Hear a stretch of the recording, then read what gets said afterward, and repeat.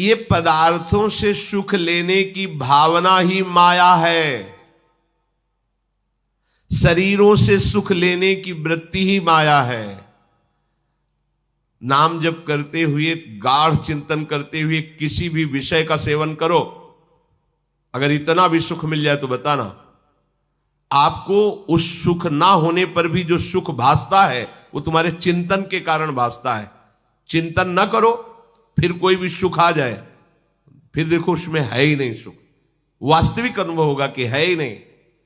आप जब एकांत में गाढ़ चिंतन करते हैं और उसमें तदात्म होते हैं, फिर उसे स्वीकार करते हैं, तो वो सुखमय लगता है। जैसे कोई भोजन पहले आपने देखा, अमुक अमुक अमुक पदार्थ, हाँ बहुत स्वादिष्ट, अब वो पदार्थ चाहिए, और जब आप उसे पाएंगे तो आपको सुखद लगेगा, क्योंकि आपका चिंतन हुआ है।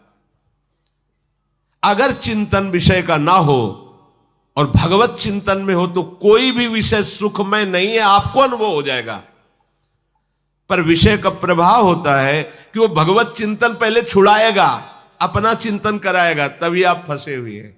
इसीलिए कहा गया है अखंड भजन करो निरंतर। ये विषय चिंतन ही ना होने पावे, विषय क्रिया नहीं फंसाती, ध्यान देना, विषय क्रिया नहीं फंसाती, विषय चिंतन फंसाता है। चिंतन, अगर आपका चिंतन प्रभु का चल रहा है तो कोई भी विषय इतनी ताकत नहीं रखता कि आपको सुख दे सके, क्योंकि इसमें सुख है ही नहीं।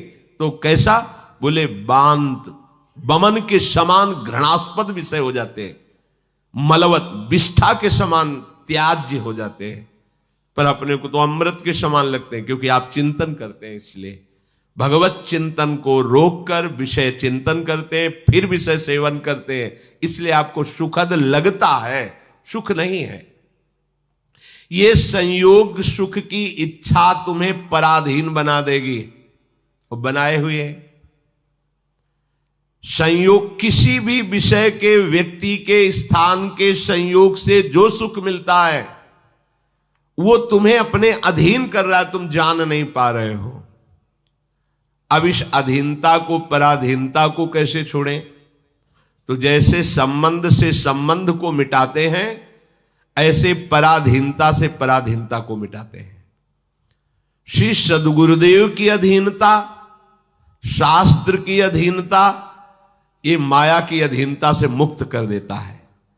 जो सद्गुरुदेव शास्त्र के अधीन नहीं है, वो माया के अधीन होकर सोचता है मैं स्वतंत्र हूं, जो चाहूं कर सकता हूं, जो चाहूं भोग सकता हूं। नहीं, तुम स्वतंत्र नहीं हो। स्वतंत्र तो तब होगे जब तुम्हें भगवत प्राप्ति हो जाएगी। जिस समय आप प्रभु की अधीनता, गुरु की अधीनता स्वीकार करते हैं, तो जो प्रकृति तुम्हें अधीन कर रही थी, उस प्रकृति को अपने अधीन रखने वाला प्रभु तुम्हारे अधीन हो जाएगा। अहम भक्त पराधीनो असुतंत्र इव द्विज, दुर्वासा जी से कह रहे श्री भगवान। देखो, कोई भी ऐसा इस सृष्टि में नहीं है जिसे प्रकृति अपने अधीन न रखती हो। प्रकृति का बल देखो, कोई भी है, मना कष्टान इंद्रियाणी प्रकृति स्थान कर्षति, बड़े बड़े के मन बुद्धि को अपने अधीन कर लेती है। लेकिन भक्त जो निरंतर प्रभु की भक्ति में लगा है, संत सद्गुरुदेव की वचन आधीनता को स्वीकार करके, तो उसकी स्थिति क्या होती है? प्रकृति को अधीन करके परमात्मा रहता है। प्रकृति समस्त चराचर जीव को अधीन किए हुए है, उस परमात्मा को भक्ति अधीन कर लेती है, और वो स्वयं स्वीकार करते अहम भक्त पराधीन।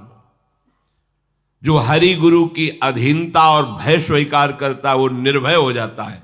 अभय होए जो तुम्हें डराई, जो अपने गुरुदेव से डरता है, प्रभु से डरता है कि कहीं ऐसी कोई गलती ना हो जाए जो इनके नेत्र हमारी तरफ से हट जाएं।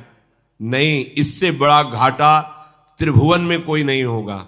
नजरों से गिराना ना, चाहे जितनी सजा देना, अगर नजरों से जो गिर जाए तो मुश्किल ही संभल पाए। गुरुदेव की नजर बनी रहे, चाहे जैसे हमें वो दंड दे, जैसे रखे, बस उनकी नजर से हम ना गिरे, तो उनकी नजरों का जो नजारा है वो नवनिवृत्त निकुंज है, प्रिया प्रीतम है। नजरों से नजरें मिली कि नजरें आप पर बरस पड़ेंगी और आपकी नजर नजारा देखने लगेगी। निर्खत नित्य विहार, पुलकित तन रोमावली, आनंद नयन सुधार, यह जो कृपा हरिवंश की, ये स्थिति आ जाएगी।